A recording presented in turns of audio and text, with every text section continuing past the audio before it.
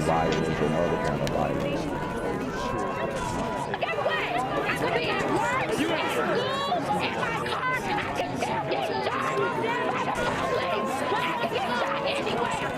So it is what it is.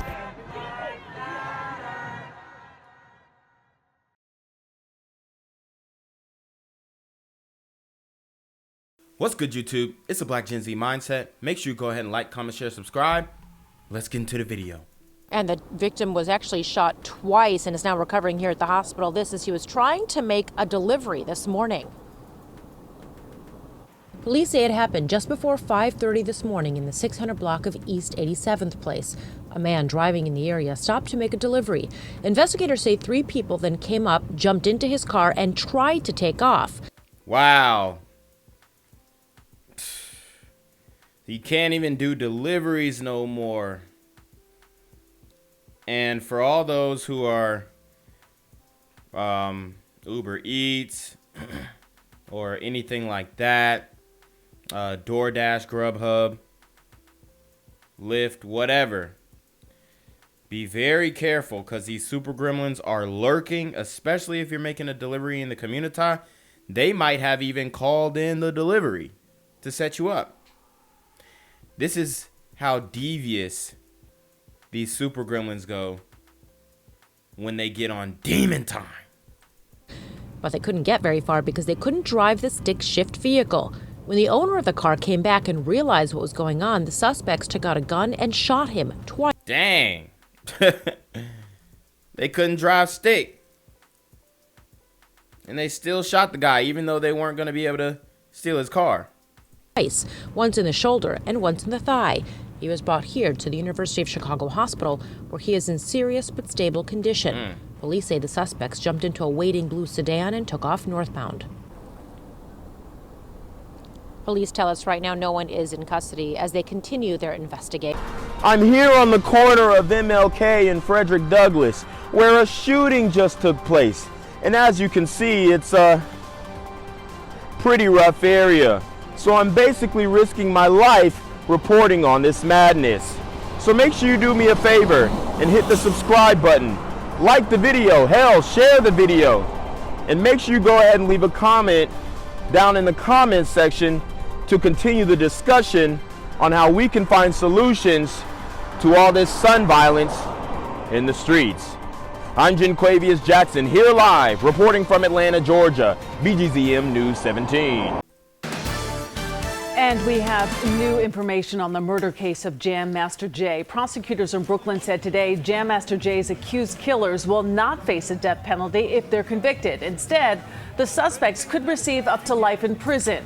36-year-old Karl Jordan is accused of fatally shooting the Run DMC DJ at his recording studio in Queens over a drug deal gone bad. Ronald Washington is charged with conspiring with Jordan to carry out the hit, although he didn't pull the trigger himself.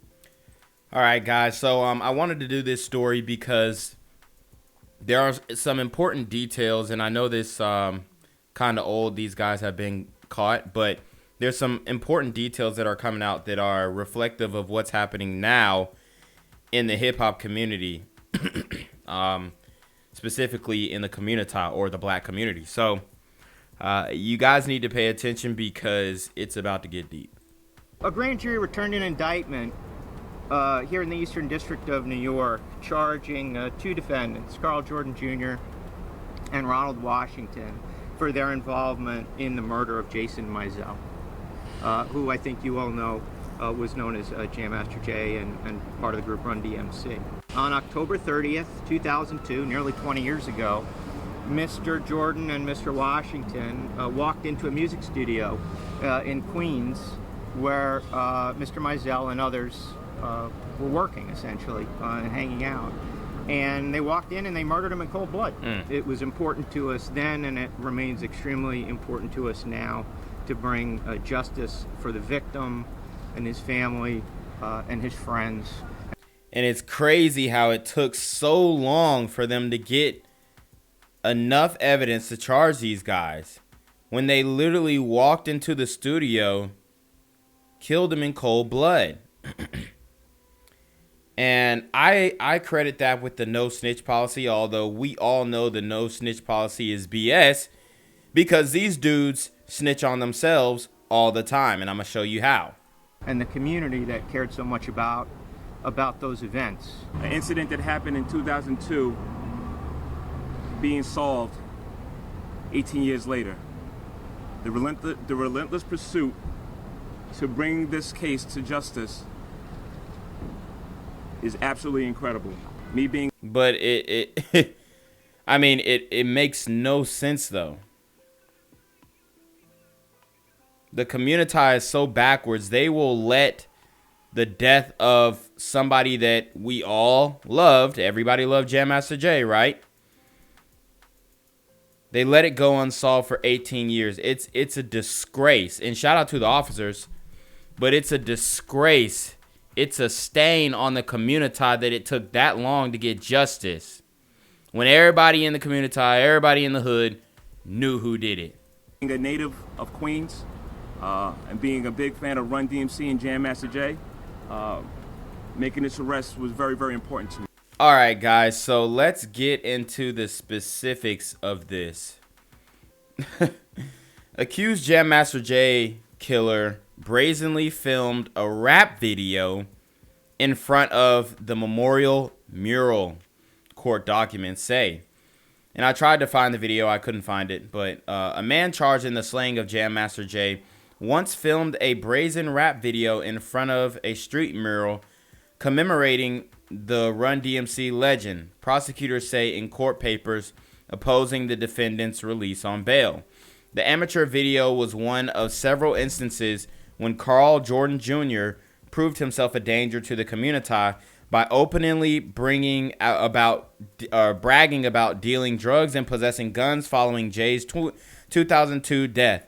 The court documents say it features Jordan rapping a song titled Silver Spoon in front of the mural in Queens. Among the lyrics, I wasn't born with no silver spoon. I had to grind and get it out the pot and get it off the block, get it off the rock. The papers add that in the next verse, Jordan rapped that he hustles hard like the mob, a dealer serving hands like they cards. The papers were filed on Tuesday in federal court in Brooklyn. Messages were left with Jordan's lawyers on Wednesday seeking comment. Jason J. Mizzle, known professionally as Jam Master Jay, formed Run DMC with Joseph Run Simmons and Daryl DMC McDaniel in the early 1980s. Together, they helped take hip-hop mainstream with hits like It's Tricky and Aerosmith remake collaboration Walk This Way. In 2020, authorities announced that they had solved the killing of Jay, one of New York City's most enduring mysteries, alleging that Jordan and another man, Ronald Washington, had ambushed him over a cocaine deal gone bad. They said Washington waved a handgun and ordered another person at a recording studio to lie on the ground while Jordan shot Jay in the head on October 30th, 2002. Defense lawyers have argued for Jordan's release on a $1 million bail by claiming there are credible witnesses who will testify that he was at their home at the same time as the alleged murder. They also claim Jordan is at high risk for contracting the pandemic because of health issues. Prosecutors countered that the would-be alibi witnesses aren't credible. They also described Jordan as a healthy 39-year-old man who remains unvaccinated despite widespread availability of the vaccine at a federal jail. If convicted, Jordan faces a minimum of 25 years behind bars. So this dude was trying to use the excuse of being afraid of catching the pandemic to get out of jail. Gang violence and other kind of violence. Guess what? I could be at work, at school, in my car, and I can still get shot by the police. But I can get shot anywhere. So it is what it is.